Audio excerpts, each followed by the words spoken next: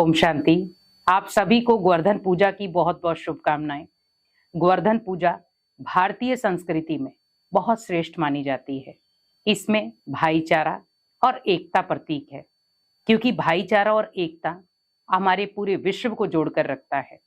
जैसे एक माला में एक धागा सभी मोतियों को एक साथ पिरोकर रखता है, बांध कर रखता है। तो जैसे कहा जाता है कि श्री कृष्ण के गोकुल धाम में जब ये बाढ़ आई थी, बहुत पानी आया था, इंद्र देव जी ने पानी बरसाया था। उस समय बहुत सारे लोग अस्त व्यस्त हो गए थे, बाढ़ के प्रभावित हो गए थे।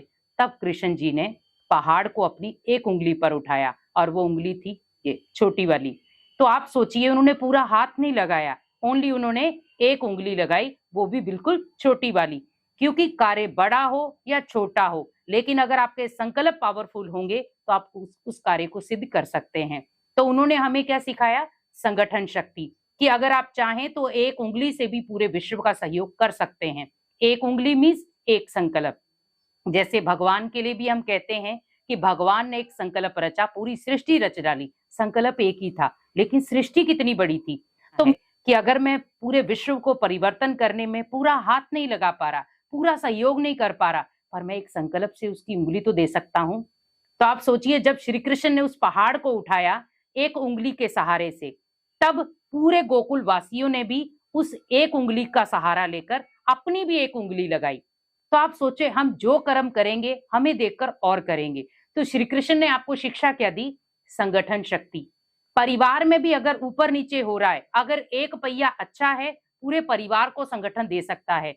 लेकिन वो एक ही पहिया अगर टूट जाए या नेगेटिविटी में आ जाए तो पूरे संगठन को हिला सकता है। इसी प्रकार अगर किले की एक ईंट भी अगर गिर जाए तो पूरा किला जो है वो धीरे धीरे गिरना शुरू हो जाता है। आप देखें, कोई भी आपने मकान बनाया, बहुत अच्छा बनाया, लेकिन उसमें से 3-4 ईंटें निकल गई उसकी, या एक कड़ी निकल गई, तो आप सोचिए मकान एकदम से धराशायी हो जाएगा। इसी प्रकार हमें ध्यान रखना है कि एक उंगली का भावार्थ था संकल्प। अगर हमारे संकल्प श्रेष्ठ हैं, अपने परिवार के प्रति भी, अपने लिए भी, तो हम अपने जीवन में उन्नति ला सकते हैं। तो गोवर्धन पूजा का विशेष महत्व क्या था? संगठन शक्ति, एकता की पावर। क्योंकि आप देखें कि एक छोटा सा पतला सा धागा है, उसे आप इजीली तोड़ सकते हैं, लेकिन वही अगर आप बहुत सारे धागे इकट्ठी करके एक रस्सी बना दें तो उसे तोड़ना मुश्किल है।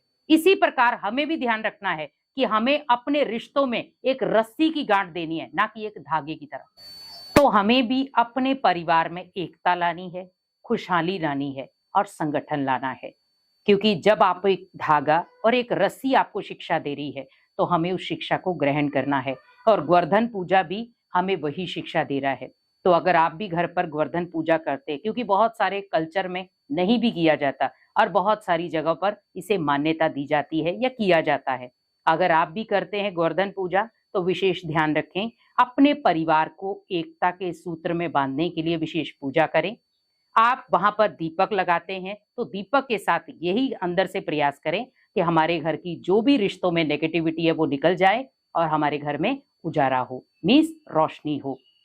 और उसके साथ साथ आप विशेष बड़े प्यार से जब आप वो पूजा करें तो विशेष ध्यान रखें कि हमें उस पूजा में संकल्प क्या देना है कि मेरे परिवार में एकता है, मेरा परिवार एक साथ है और मेरे परिवार में संगठन बहुत पावरफुल है, जिसे कोई हिला नहीं सकता। तो अगर हम भी ये संकल्प लेकर के गोवर्धन पूजा करेंगे तो वो पूजा सफल भी होगी और आपके जीवन में खुशहाली भी आएगी। तो आपको फिर से गोवर्धन पूजा की बहुत बहुत शुभकामनाएं। ओम शांति।